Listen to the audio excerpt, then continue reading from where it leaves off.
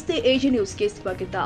VBG Ramji ವಾಪಸ್ಸು ಪಡೆದು ನರೇಗಾ ಯೋಜನೆಯನ್ನ ಪುನರ್ಸ್ಥಾಪಿಸಿ ಗ್ರಾಮೀಣ ಕೂಲಿ ಕಾರ್ಮಿಕರಿಗೆ ಉದ್ಯೋಗವನ್ನ ಖಾತ್ರಿಪಡಿಸಲು ಆಗ್ರಹಿಸಿ ಪ್ರತಿಭಟನೆ ಮಾಡಲಾಗಿದೆ.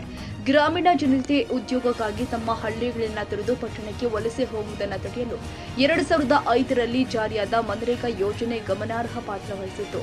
ಇಂದು ಅದೇ ಉದ್ಯೋಗ ಖಾತ್ರಿ ಯೋಜನೆಯನ್ನ ವಿಬಿಜಿ ರಾಮ್ಜಿ ಎಂಬ ಹೆಸರಿನೊಂದಿಗೆ ಮೂಲಭೂತ ಬದಲಾವಣೆ ಮಾಡಿ ಉದ್ಯೋಗ ಖಾತ್ರಿ ಇಲ್ಲದೆ ಗ್ರಾಮೀಣ ಜನತೆಯ ಬದುಕನ್ನು ಕಟ್ಟಲು ಹೊರಟಿರುವ ನಡೆ ಇದಾಗಿದೆ ಅಂತ ಅಖಿಲ ಭಾರತ ರೈತ ಕೃಷಿ ಕಾರ್ಮಿಕರ ಸಂಘಟನೆ ಯಾದಗಿರಿ ಜಿಲ್ಲಾ ಸಮಿತಿಯು ಖಂಡಿಸಿದೆ.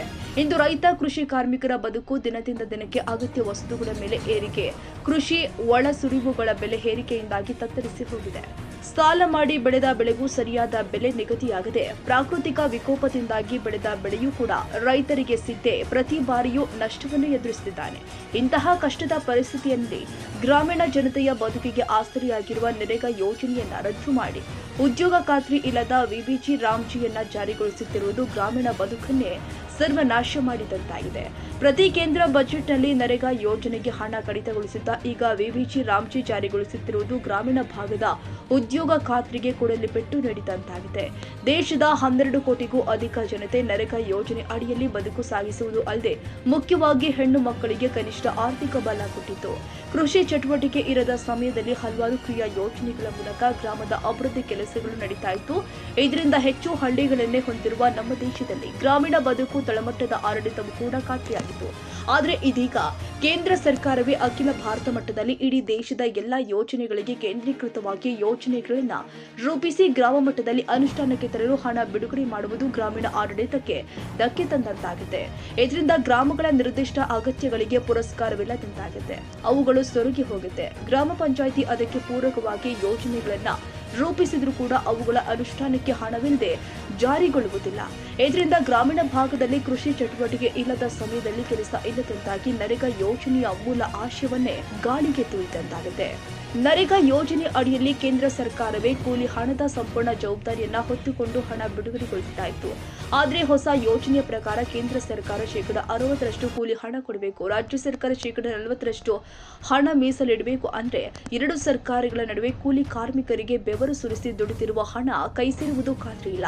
ಈಗಾಗಲೇ ನಮ್ಮ ರಾಜ್ಯ ಸರ್ಕಾರವು ಹಣಕಾಸಿನ ಕೊರತೆಯ ನೆಪವೊಡ್ಡಿ ಹಣ ವಿನಿಯೋಗಿಸಲು ಸಾಧ್ಯವಿಲ್ಲ ಅಂತ ಸ್ಪಷ್ಟಪಡಿಸಿದ್ರು. ಗ್ರಾಮೀಣ ಕೂಲಿ ಕಾರ್ಮಿಕರಿಂದ ಕೆಲಸಕ್ಕಾಗಿ ಬೇಡಿಕೆ ಬಂದಾಗ ಗ್ರಾಮ ಪಂಚಾಯಿತಿಯು ಸ್ಥಳೀಯ ಅಗತ್ಯ ಕಾಮಗಾರಿಗಳಿಗೆ ಉದ್ಯೋಗ ಖಾತ್ರಿ ಯೋಜನೆಯ ದಿನಗೂಲಿಗಳ ಮೂಲಕ ತಮ್ಮ ಯೋಜನೆಯನ್ನ ಜಾರಿಗೊಳಿಸ್ತಾ ಇತ್ತು.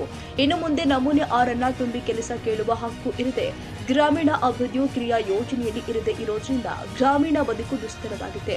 ಗ್ರಾಮಗಳ ಅಭಿವೃದ್ಧಿಗೆ ವಿಶೇಷವಾಗಿ ನರೇಗಾ ಯೋಜನೆಯಲ್ಲಿ ಅವಕಾಶವಿತ್ತು. ಈಗ ವಿಬಿಜಿ ರಾಮ್ಜಿ ಯೋಜನೆ ಅಡಿ ಗ್ರಾಮೀಣ ಅಭಿವೃದ್ಧಿ ಕೆಲಸಗಳ ಬಗ್ಗೆ ನಿರ್ದಿಷ್ಟವಾದ ಯಾವುದೇ ಕ್ರಿಯಾ ಯೋಜನೆಗಳು ಇಲ್ಲ.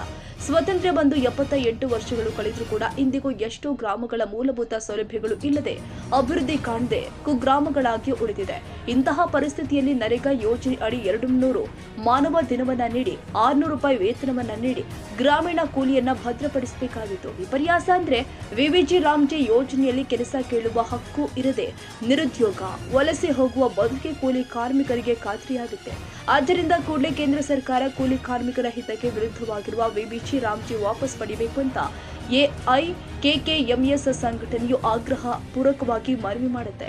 ಮನವಿಯನ್ನ ಪರಿಗಣಿಸಿ ಇಲ್ಲದೆ ಹೋದರೆ ಅನಿವಾರ್ಯವಾಗಿ ಗ್ರಾಮೀಣ ಬದುಕನ್ನ ಉಳಿಸಿಕೊಳ್ಳಲು ದೇಶದಾದ್ಯಂತ ಬಲಿಷ್ಠ ಹೋರಾಟವನ್ನ ಬೆಳೆಸಬೇಕಾಗಿದೆ ಅಂತ ಈ ಮೂಲಕ ಕೇಂದ್ರ ಹಾಗೂ ರಾಜ್ಯ ಸರ್ಕಾರಗಳಿಗೆ ಎಚ್ಚರಿಸುತ್ತೇವೆ.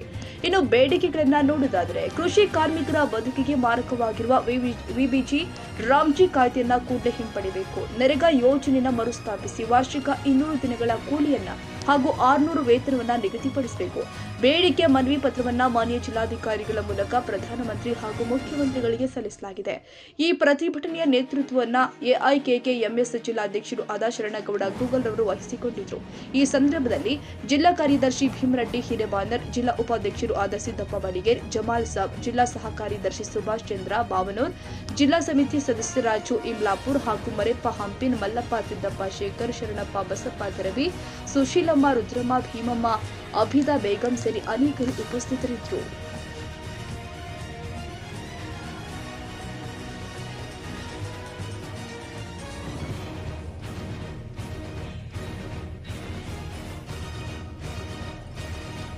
ಕನ್ನಡಿಗರ ಮೆಚ್ಚಿನ ನಿಮ್ಮ AJ24 24/7 ನ್ಯೂಸ್ ಕನ್ನಡ ವಾಹಿನಿ ಇದೀಗ ಟಿವಿಯಲ್ಲಿ ಲಭ್ಯ. ಒಂದು ವೇಳೆ ನೋಟಿಸ್ ಕೊಟ್ಟಿದ್ರೆ ವಾಪಸ್ ತಗೋತೀವಿ. ಇವತ್ತು ವಕ್ಫ್ ಪ್ರಾಪರ್ಟಿ ಅಂತೇಳಿ ಬರ್ತದೆ ಅಂತ ಹೇಳಿದ್ರೆ ರೈತರು ಬೀದಿಗೆ ಬಂದು ಏನ್ ಮಾಡ್ಬೇಕಾಗತ್ತೆ? ಯಾರು ವೋಟ್ ಹಾಕಿಲ್ಲ ಅಂದ್ರೆ ಗ್ಯಾರಂಟಿನೆಲ್ಲ ಸ್ಟಾಪ್ ಮಾಡ್ಬಿಡ್ತೀವಿ.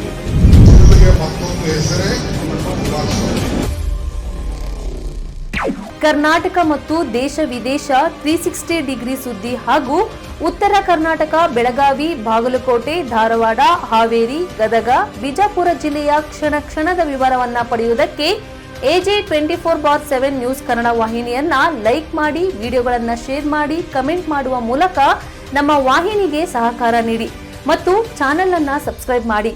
ಧನ್ಯವಾದಗಳು.